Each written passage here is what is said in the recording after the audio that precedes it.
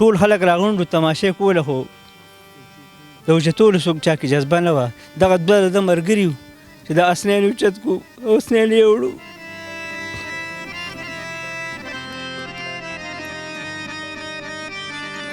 دا حسنین بل دغه د څلورو خویندو که یو بچ ورور.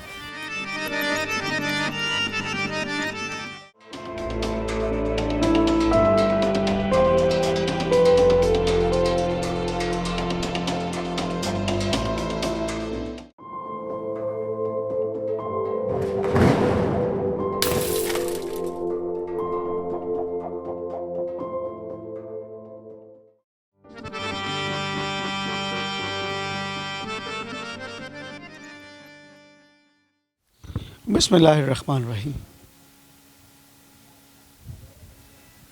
چې د بچی ته بشي صاحب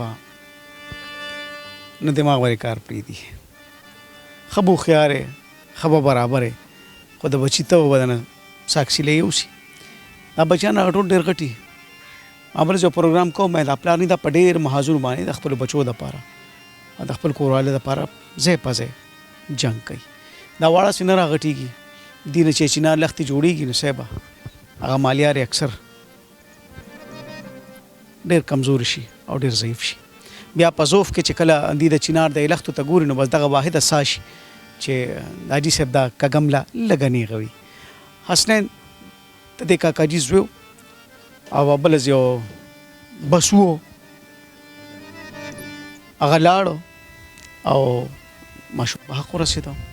حسنین دا دریش کالو ماشومو بی ایس کو په کوم سمستر او لکه چې د حال احوال په دوجه کې واغښت نو قابلو د کمیشن یو ایگزام هم ورکړو او کې د شوز د غیر رزلټ هم راشي.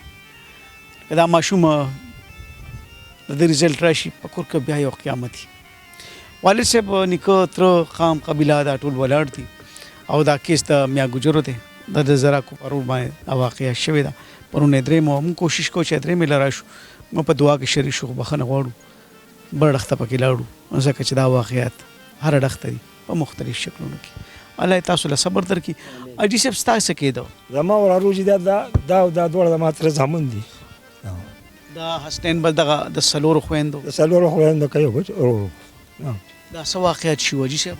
د کوره د یو ملګري د ماشومې حقیقه وه او هغه کور ته دغه کو چې یاره بس زه هلته ځم دې پلار یې وویل چې دی رالو ویل هم بل کپړې یې بدلې کړې او ما ته راته رغاړه وه زه یې ښکل کړم او چې یاره زه د فلاني ماشوم حقیقې له ځم نو دا حقیقي او د ده په منځ کې بس داسې یو له ستم قدمه فرق و چې بس دی هغه منزل ته رسېدلی و خو بس منځ کې دا حادثه وشوه.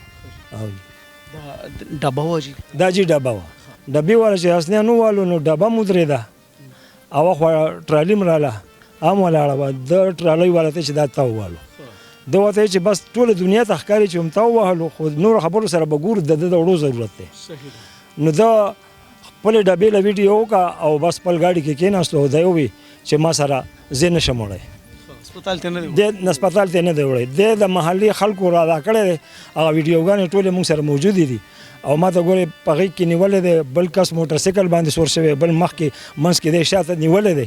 خو بیا ډېر ټیم تېر شوی چې دی پروت دی نو خو بس خامخا له 7 منټه به تېر شوي وي نو دغه دوران کې دی په موټر سایکل باندې هغه هلک وړلی دی د لزاکو پورې رسېدلی دی هغه دی نه بیا بل ګاډي کې اچولی دی او بیا هسپتال ته بس مردخانه وغیره.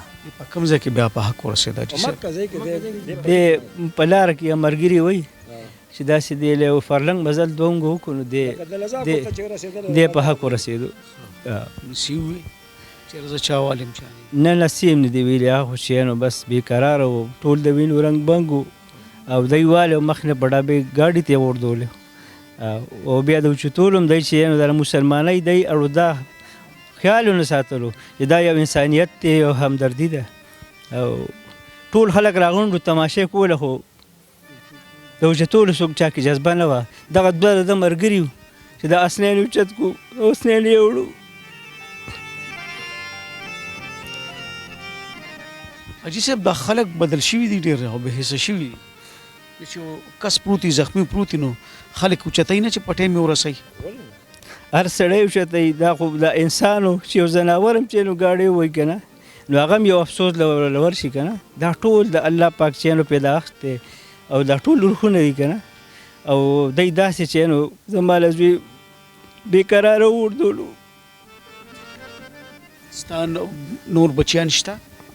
زما دا مشری زوی نور مې 4 لوڼه دي. مشر هم دی؟ دا مشری اسنیلو. بس کور خو بیا روان شو که نه جي صاحب؟ بس ما ته د سوی خونې والا ورانه که جي. دې دوران کې اوس دا نن څلورم مرض دا چې چا چې دا والې دی هغوی څه راغلي څه جرګه مرکه څه معذرت؟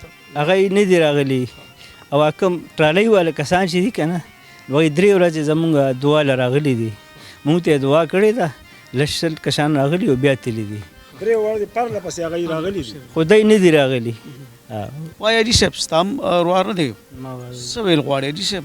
دا حالات څه بدل شوي نه ډېره؟ ډېر بدل شوي جي. بدلون مې چې سوی به جي به همدا خبره زمونږ د خلکو کې دا رحم ولې نشته جي صاحب؟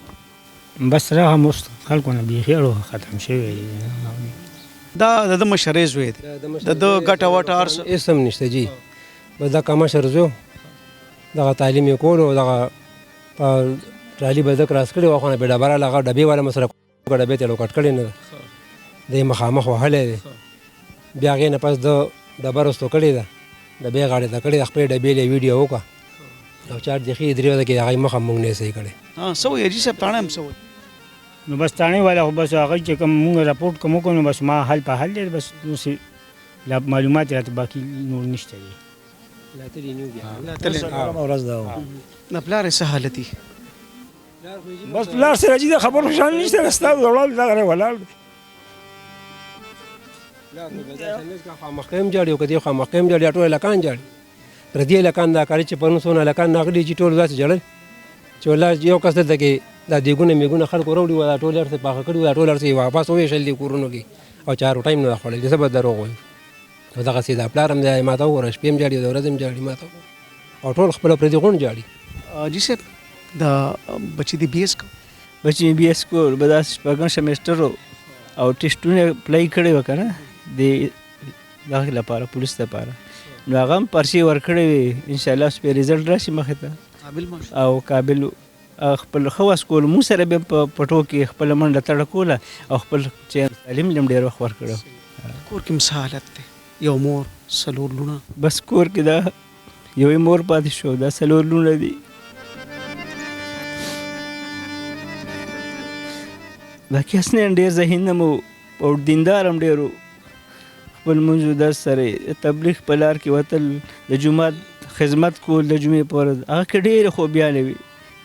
خو الله پاک چې نو دا ټایم کې پوره هم وه او دی هم چې نو دا له بې پروایي او خیال یې ونه ساتلو چې دا انسانیت وړل غواړي. پیشو بچي وو که انساني؟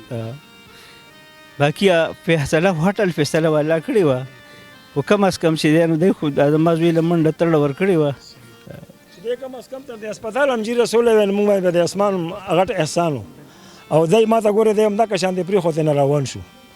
پوه شوې؟ نو خو د وړو نه پاتې نه شو. الله پاک ولا دغه د خپل ملګري راورسولو هغه یې اوچت کړو یا ویړو.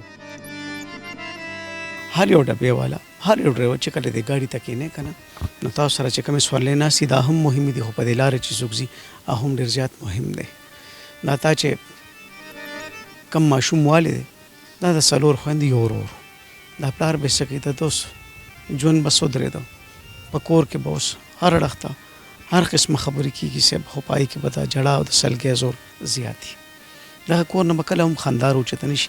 حاجي صاحب ښکلې وایي ښکلې خبره کوي کم از کم هسپتال ته خو یو څه که نه دا خو د الله لیکو یو حادثه وچو شو خو د حادثې نه پس زموږ ذمواري جوړېده چې د پلار سره بیا د کټ په لنګه ناست یو چې ورته حاجي صاحب موږ راغلي یو خپله غلطي منو د الله د اړخ موږ رالو.